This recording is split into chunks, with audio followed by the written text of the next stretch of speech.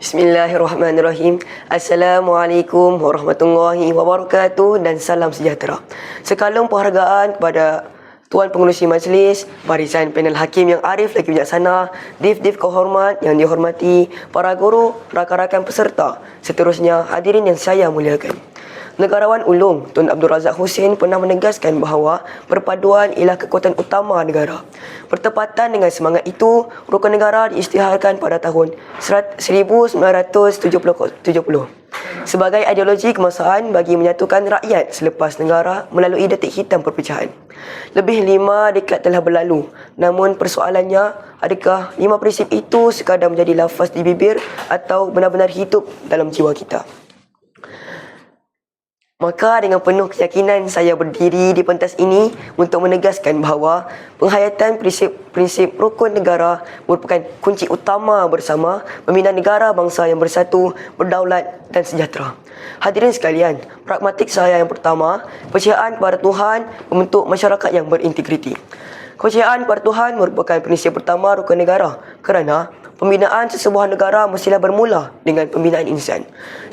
Selaraf dengan perkara 3 dan perkara 11 Perlembagaan Persekutuan, Malaysia mengiktiraf Islam sebagai agama persekutuan.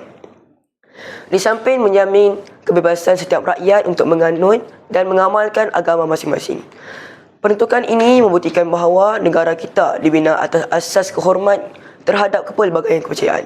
Bagi memperkukuh keharmonian tersebut, pelbagai program dialog antara agama dan inisiatif perpaduan terus dilaksanakan oleh Kementerian Perpaduan Negara. Usaha ini bukan sekadar menghimpunkan masyarakat berbilang kaum dan agama, malah menyuburkan persefahaman, toleransi dan saling menghormati dalam sebuah negara yang kaya dengan kepelbagaian budaya.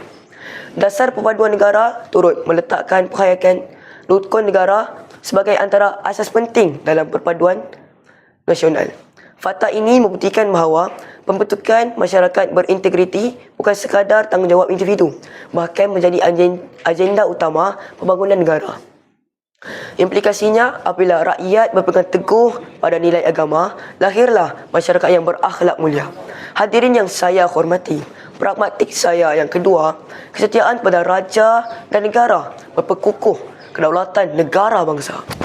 Institusi raja berperlembagaan merupakan lambang perpaduan dan kesinambungan negara. Selaras dengan perkara 32 Perlembagaan Persekutuan, yang di-Pertuan Agong ialah Ketua Utama Negara yang menaungi seluruh rakyat Malaysia tanpa mengira kaum, agama dan keturunan. Oleh itu, kesetiaan kepada raja dan negara merupakan asas kepada kestabilan serta keharmonian negara.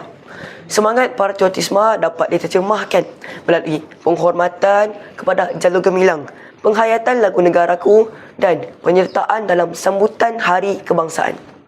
Namun, dalam era digital hari ini, kesetiaan kepada negara turut diuji melalui penyebaran berita palsu, fitnah dan provokasi yang boleh memecah belahkan masyarakat.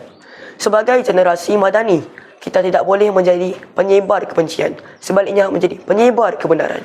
Pelbagai program kenegaraan yang dilaksanakan oleh Jabatan Perpaduan Negara dan Integrasi Nasional terus menyemarakkan semangat cinta kepada negara dalam kalangan generasi muda.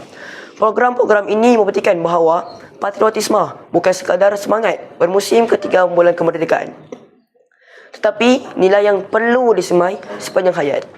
Kesannya, lahirlah rakyat yang menghargai keamanan, mempertahankan kedaulatan negara dan sanggup berbakti demi tanah air tercinta. Hadirin sekalian, pragmatik saya yang ketiga, kesopanan dan kesusilaan menyemai keharmonian masyarakat yang majmuk. Kemajuan sesebuah negara tidak hanya diukur melalui pencakar langit yang menjulang tinggi atau teknologi yang semakin canggih, tetapi turut diukur melalui akhlak rakyatnya. Hari ini, media sosial membuka ruang komunikasi tanpa sepadan.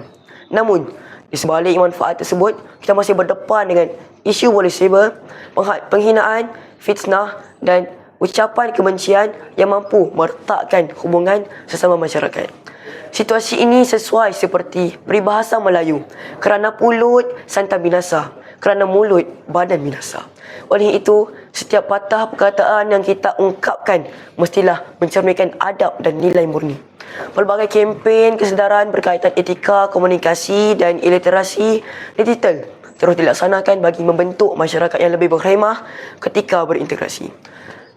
Implikasinya, apabila masyarakat mengamalkan budaya hormat menghormati, perselisihan dapat diselesaikan melalui hikmah dan manakala perpaduan akan terus diperkukuh. Jelaslah bahawa kesopanan dan kesusilaan merupakan jabatan yang menghubungkan kepelbagaian rakyat ke arah pembinaan sebuah negara bangsa yang aman dan harmoni. Hadirin sekalian, kesimpulannya, pembinaan negara bangsa bukanlah tugas pemimpin semata-mata, tetapi amanah seluruh rakyat Malaysia. Kepercayaan kepada Tuhan melahirkan rakyat yang berintegriti. Kesetiaan kepada raja dan negara mempertahankan kedaulatan tanah air, manakala kesopanan dan kesusilaan menyatukan masyarakat yang berbilang bangsa dan budaya. Marilah kita menjadikan rukun negara bukan sekadar ikrar dilafazkan pada setiap himpunan, tapi kompas yang membantu setiap tindakan kita. Andai prinsip-prinsip ini terus subur dalam jiwa rakyat, saya yakin Malaysia bukan sahaja dikenali sebagai sebuah negara yang maju, malah sebuah negara yang bangsanya bersatu, berakhlak dan disegani dunia. Sekian, wabillahi taufiq wa hidayah. Wassalamualaikum warahmatullahi wabarakatuh.